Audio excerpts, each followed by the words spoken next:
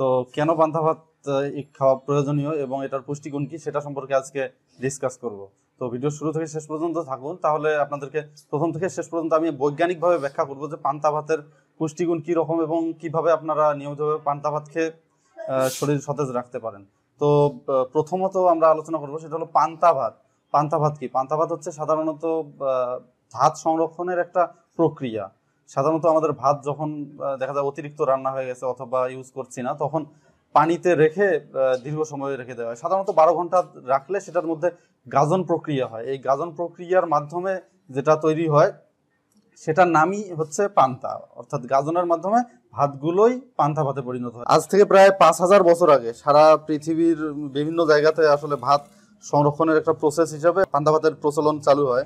সাধারণত বাংলাদেশ এবং ভারতীয় উপমহাদেশের বিভিন্ন জায়গাতেই এই পান্তা ভাতের প্রচলন আছে। অর্থাৎ রাতের বেলা ভাত যখন বেঁচে যায় তখন সংরক্ষণের জন্য পানিতে ডুবিয়ে রাখা হয়, তারপরেই পান্তা ভাত তৈরি হয়। আর পান্তা অর্থাৎ ভাতগুলো যখন পানিতে ভিজিয়ে রাখা হয় তখন গাজনকারী বিভিন্ন ব্যাকটেরিয়া বা ইস্ট শর্করাগুলোকে ভেঙে ইথানল এবং ল্যাকটিক অ্যাসিড তৈরি করে। আর এই ল্যাকটিক অ্যাসিড তৈরি করার কারণে কি হয়, এই পান্তাগুলো একটু অম্লতা বেড়ে যায়। সাধারণত আপনারা পান্তা ভাত যখন খাবেন তখন দেখবেন যে এটা একটু টক লাগে। এই টক লাগার কারণ হচ্ছে যে এর মধ্যে অম্লত্ব বৃদ্ধি পায়। এই অম্লত্ব বৃদ্ধি পাওয়ার কারণে পরিবেশের যেই ব্যাকটেরিয়াগুলো আছে, খারাপ ক্ষতিকর ব্যাকটেরিয়া বা ভাইরাস, এগুলো সেই ভাতকে অ্যাটাক করতে পারে না। অ্যাটাক করতে না পারার কারণে সেগুলো ভালো থাকে, যার মাধ্যমে আসলে ভাতকে সংরক্ষণ করা হয়। কিন্তু এই সংরক্ষণ করার মাধ্যমে শুধুমাত্র ভাত যে সংরক্ষণ হয় তাই না, এর মধ্যে পুষ্টিগুণ তুলনামূলকভাবে বৃদ্ধি পায়।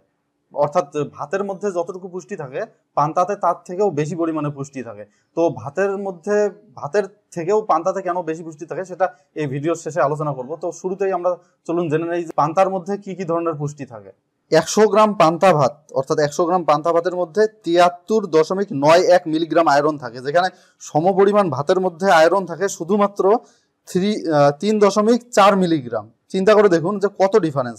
ঠিক তেমনই আপনার পটাশিয়ামের মাত্রা হচ্ছে পান্তাতে থাকে 839 মিলিগ্রাম। এবং ক্যালসিয়াম কিন্তু খুবই ইম্পর্টেন্ট একটা মিনারেলস, কারণ আপনারা জানেন যে দাঁত এবং হাড়ের গঠনে ক্যালসিয়ামের ভূমিকা খুবই বেশি। আর এই ক্যালসিয়ামের মাত্রা এই পান্তা ভাতে প্রচুর পরিমাণে থাকে, কারণ সাধারণ ভাতের মধ্যে ক্যালসিয়াম থাকে শুধুমাত্র 21 মিলিগ্রাম। অর্থাৎ প্রতি 100 গ্রাম ভাতের মধ্যে ক্যালসিয়াম থাকে 21 মিলিগ্রাম, কিন্তু পান্তা ভাতে হচ্ছে আপনার ক্যালসিয়াম থাকে 850 মিলিগ্রাম। কি পরিমাণে! এখানে প্রায় 40 গুণ বৃদ্ধি পায় ক্যালসিয়ামের মাত্রা। তাছাড়াও পান্তা ভাতের মধ্যে সোডিয়ামের মাত্রা কমে হয়ে যায় হচ্ছে 303 মিলিগ্রাম, যেখানে সমপরিমাণ ভাতের মধ্যে সোডিয়াম থাকে 475 মিলিগ্রাম। আর আপনারা সবাই জানেন যে সোডিয়াম যদি বেশি খাই আমরা, তাহলে আমাদের শরীরে রক্তচাপ বৃদ্ধি পাওয়ার একটা সম্ভাবনা থাকে, যার কারণে পান্তা ভাত খেলে রক্তচাপ বৃদ্ধি পাওয়ার সম্ভাবনাটা কমে যাবে। কারণ সোডিয়াম ক্লোরাইড অর্থাৎ যেটাকে খাবার লবণ বলা হয়, সেই সোডিয়ামের মাত্রা এখানে অনেক কমে যায়। যার কারণে আপনাদের কাছে একটা রিকমেন্ডেশন থাকবে, সেটা হলো যে পান্তা খাওয়ার সময় অনেকেই দেখা যায় যে লবণ বেশি পরিমাণে খায়। তো আপনারা সবসময় এই জিনিসটা অ্যাভয়েড করার ট্রাই করবেন, কারণ লবণ বেশি খেলে কিন্তু আপনার রক্তচাপ বৃদ্ধি পেতে পারে। আর এই পান্তার মাধ্যমে কিন্তু ভাতে যতটুকু সোডিয়াম থাকে সেটা কমে যায়, যেটা আপনার শরীরের জন্য আরও ভালো। আপনারা যদি আবার এক্সট্রা লবণ অ্যাড করেন সেটা কিন্তু শরীরের জন্য আবারও ক্ষতিকর হয়ে যাচ্ছে। এই জন্য যতটুকু সম্ভব লবণ এড়িয়ে চলার চেষ্টা করবেন। লবণের পরিবর্তে আপনারা বিভিন্ন ধরনের মাছ খেতে পারেন সাথে, অথবা সবজি খেতে পারেন, অথবা এই ধরনের কোনো খাবার খেতে পারেন যাতে লবণের প্রয়োজনীয়তা না হয় সেভাবে। এখন স্বাভাবিকভাবে একটা প্রশ্ন আসতে পারে, সেটা হলো যে ভাত থেকেই তো পান্তা তৈরি হয়, তাহলে ভাতের থেকে পান্তাতে পুষ্টি উপাদান কেন বেশি? এটা কিন্তু সবার মনে প্রশ্ন আসতেই পারে। এটার অন্যতম কারণ হচ্ছে ভাতের মধ্যে আমাদের একটা উপাদান থাকে যেটার কারণে পুষ্টি শোষিত হতে পারে না, শরীরের পুষ্টি সঠিকভাবে শোষণ করতে পারে না। অর্থাৎ ক্যালসিয়াম, তারপর পটাশিয়াম, এগুলো কিন্তু ভাতের মধ্যে অলরেডি থাকে, কিন্তু সেগুলো শরীর সঠিকভাবে শোষণ করতে পারে না। ভাতের মধ্যে একটা উপাদান থাকে যেটার নাম হচ্ছে ফাইটেট। এই ফাইটেটের কারণে কি হয়, ক্যালসিয়াম, পটাশিয়াম, আরও এইরকম ভিটামিন মিনারেলস যেগুলো আছে সেগুলো শরীর সঠিকভাবে শোষণ করতে পারে না। অর্থাৎ শরীরকে এগুলো শোষণ করার জন্য এই ফাইটেট বাধা সৃষ্টি করে। কিন্তু যখন আমরা এগুলোকে ফার্মেন্টেশন করি, অর্থাৎ দীর্ঘ সময় পানিতে ভিজিয়ে রাখি, তখন এই ফাইটেটের মাত্রা ধীরে ধীরে কমে যায়। আর ফাইটেটের মাত্রা ধীরে ধীরে যখন কমে যায়, ফাইটেটের মাত্রা কমে যাওয়ার জন্য অন্যতম একটা উপকরণ হচ্ছে ল্যাক্টোব্যাসিলাস। এই ভাতের মধ্যে আমরা যখন দীর্ঘ সময় ভাতটাকে ভিজিয়ে রাখি তখন কি হয়, তখন ল্যাক্টোব্যাসিলাস ভাতের মধ্যে আসে। ল্যাক্টোব্যাসিলাসের মাত্রা যখন বৃদ্ধি পায় তখন ফাইটেটের মাত্রা ধীরে ধীরে কমে যেতে থাকে। আর ফাইটেটের মাত্রা যখন ধীরে ধীরে কমে যেতে থাকে তখন এই পুষ্টি উপাদানগুলো আনবাউন্ড ফর্মে চলে আসে। অর্থাৎ আনবাউন্ড বলতে আমি বোঝাচ্ছি যে এই পুষ্টি উপাদানগুলোকে শরীর খুব সহজে শোষণ করতে পারে, যার কারণে কি হয়, যার কারণে এই পুষ্টি উপাদানগুলো শরীরের মধ্যে খুব সহজে অ্যাবজর্ব হয়, অর্থাৎ শরীর এগুলোকে ভেঙে শরীরের মধ্যে নিয়ে নিতে পারে, যার কারণে ভাতের তুলনায় পান্তাতে বেশি পরিমাণে পুষ্টি থাকে। আসলে অ্যাকচুয়ালি এখানে কাহিনী হচ্ছে কি, ভাতের মধ্যে যে সেই পুষ্টি উপাদানগুলো নেই তা কিন্তু না। ভাতের মধ্যে ক্যালসিয়াম কিন্তু আছে, পটাশিয়াম ঠিকই আছে, কিন্তু সেগুলোকে শোষণ করার জন্য ফাইটেট বাধা সৃষ্টি করছে। কিন্তু যখন আমরা দীর্ঘ সময় ভিজিয়ে রাখছি তখন ফাইটেটের কার্যক্ষমতা কমে যাওয়ার কারণে এই পুষ্টি উপাদানগুলো শরীর খুব সহজে শোষণ করতে পারে, যার কারণে পান্তাতে এই পুষ্টিগুলো বেশি অ্যাভেলেবল থাকে। এছাড়াও পান্তাতে হচ্ছে আপনার ভিটামিন B6 এবং ভিটামিন B12 অনেক বেশি পরিমাণে থাকে। যাদের শরীরে কোনো কারণে ভিটামিন B6 অথবা B12 এর প্রয়োজন হচ্ছে বলে আপনার মনে হয়, তাহলে আপনারা নিয়মিতভাবে পান্তা ভাত খেতে পারেন। আরেকটা ইন্টারেস্টিং বিষয় হলো, আপনারা হয়তোবা রিসেন্টলি বিভিন্ন টেলিভিশন অ্যাডস, তারপর ড্রাগ স্টোরগুলোতে দেখবেন যে প্রোবায়োটিক্স ভীষণ মাত্রায় বিক্রি হচ্ছে বর্তমানে। এই প্রোবায়োটিক্স কি? প্রোবায়োটিক্স হচ্ছে বিশেষ ধরনের ব্যাকটেরিয়া। আমাদের, আপনারা যারা জানেন না তাদের জন্য আমি বলছি, সেটা হলো আমাদের শরীরে কিন্তু বিভিন্ন ধরনের ব্যাকটেরিয়া আছে। কিছু ব্যাকটেরিয়া ক্ষতিকর এবং কিছু ব্যাকটেরিয়া উপকারী। এখন এই উপকারী ব্যাকটেরিয়াগুলোর কাজ হচ্ছে আমাদের শরীরের মেটাবলিজম সিস্টেমটাকে ভালো রাখা এবং খাবারগুলো হজম করতে সহায়তা করা। যেমন হচ্ছে আপনার দইয়ের মধ্যে কিন্তু উপকারী অনেক ব্যাকটেরিয়া থাকে, যার কারণে আপনারা দেখবেন যে যখন আমরা বিভিন্ন জায়গায় দাওয়াত খেতে যাই, খাবার শেষে কিন্তু আমাদেরকে দই দেওয়া হয়। এই দই দেওয়ার কারণ কি? দই দেওয়ার কারণ হচ্ছে যে এই দইগুলো আমাদের হজম করতে সহায়তা করে। ঠিক তেমনি এখন ড্রাগ স্টোরগুলোতে প্রোবায়োটিক্স বিক্রি করা হচ্ছে। এই প্রোবায়োটিক্সগুলো খাওয়ার উদ্দেশ্য হচ্ছে যে এটা হজম শক্তি বৃদ্ধি করে। ঠিক তেমনি পান্তার মধ্যেও আমরা যখন পান্তা দীর্ঘ সময় ভিজিয়ে রাখি তখন ফার্মেন্টেশনের কারণে এখানে উপকারী ব্যাকটেরিয়ার পরিমাণ বৃদ্ধি পায়। আর এই উপকারী ব্যাকটেরিয়া বৃদ্ধি পেলে পান্তা ভাত খুব সহজে হজম হয়, আর আপনার হজম শক্তির উপর একটা ইফেক্ট ফেলে। কারণ উপকারী ব্যাকটেরিয়া আপনার শরীরে যত বেশি হবে আপনার হজম শক্তি তত বৃদ্ধি পাবে। এজন্য নিয়মিতভাবে আপনারা যাদের হজমের সমস্যা আছে তারা পান্তা ভাত নিশ্চিন্তে খেতে পারেন, তাহলে আপনার হজম শক্তি ধীরে ধীরে বৃদ্ধি পাবে। আমেরিকান নিউট্রিশন অ্যাসোসিয়েশনের গবেষণা বলছে যে ভাত পানির মধ্যে ভিজিয়ে রাখলে পাকস্থলীর প্যানক্রিয়াটিস, অ্যামাইলেজ সহ আরও কিছু এনজাইমের কার্যকারিতা অনেক বেশি পরিমাণে বৃদ্ধি পায়। এর ফলে পান্তা ভাতের জটিল শর্করাগুলো খুব সহজেই হজম হয়ে যায়। এছাড়া পান্তা ভাতের মধ্যে আরও অনেক উপকারী উপাদান আছে। এছাড়া দেহের অনেক ব্যাকটেরিয়া, অর্থাৎ উপকারী ব্যাকটেরিয়াগুলো যেগুলো আমি কিছুক্ষণ আগে আপনাদেরকে বললাম, সেই উপকারী ব্যাকটেরিয়াগুলো তৈরি হয়। এগুলো আমেরিকান নিউট্রিশন অ্যাসোসিয়েশন গবেষণা করে এই রেজাল্টগুলো পেয়েছে।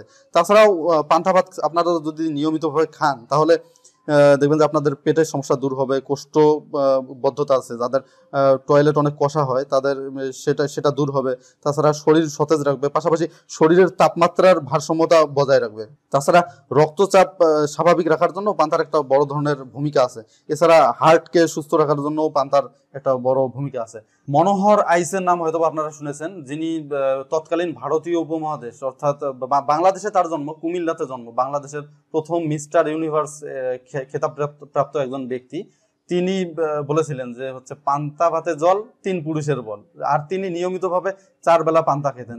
তাছাড়া আপনারা যারা দেখবেন যে গ্রামের মধ্যে মাঠে কাজ করে নিয়মিতভাবে, তারা রাতের ভাত ভিজিয়ে রেখে সকালবেলা খায়। তাদের কাছে কথা বলে আপনারা বুঝতে পারবেন যে পান্তা ভাতের কত পরিমাণে গুণ আছে। তাদের কাছ থেকে, অনেকের কাছে কথা বলে আপনারা জানতে পারবেন যে পান্তা ভাত তারা নিয়মিত খাওয়ার কারণে তাদের শরীরের তাপমাত্রার ভারসাম্য ঠিক থাকে বা কর্মদক্ষতা বৃদ্ধি পায়। কিন্তু একটা সমস্যা হচ্ছে কি, অনেকেই পান্তা ভাত খাওয়ার পর একটু ঘুম ঘুম ভাব চলে আসতে পারে। এটার কারণ হলো যে পান্তা যখন দীর্ঘ সময় ভিজিয়ে রাখা হয়, এটা কিন্তু ফার্মেন্টেশন প্রসেসের মাধ্যমে এখানে অনেকগুলো হচ্ছে অ্যালকোহল তৈরি হয়। আর এই অ্যালকোহল একটু যদি আপনার শরীরে প্রবেশ করে তাহলে কিন্তু একটু ঘুম ঘুম ভাব বা ঝিমুনি চলে আসতে পারে। আর এখানে একটা প্রশ্ন হতে পারে, সেটা হলো যে অ্যালকোহল খেলে তো লিভার ড্যামেজ হতে পারে। কিন্তু এভাবে চিন্তা করার কোনো কারণ নেই, কারণ অ্যালকোহল যত পরিমাণে খেলে আপনার লিভারের সমস্যা হতে পারে সেটা অনেক বেশি পরিমাণে হলে সমস্যা হতে পারে। কিন্তু এই সামান্য পান্তা ভাতের মধ্যে অ্যালকোহল খুবই কম পরিমাণে থাকে, যেটা হয়তো বা সামান্য ঝিমুনি ভাব বা ঘুম ঘুম ভাব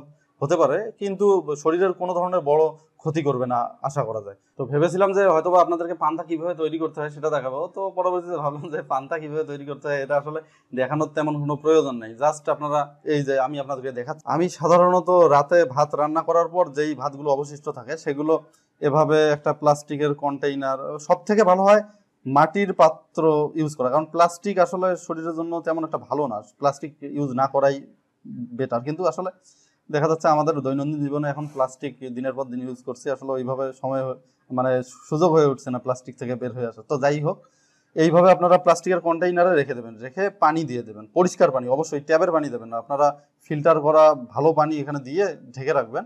আর একদম বদ্ধভাবে ঢেকে রাখবেন না, একটু ফাঁকা রাখবেন, মানে সামান্য উপর দিয়ে ঢেকে রাখবেন যাতে বাতাস ঠিকমতো চলাচল করতে পারে।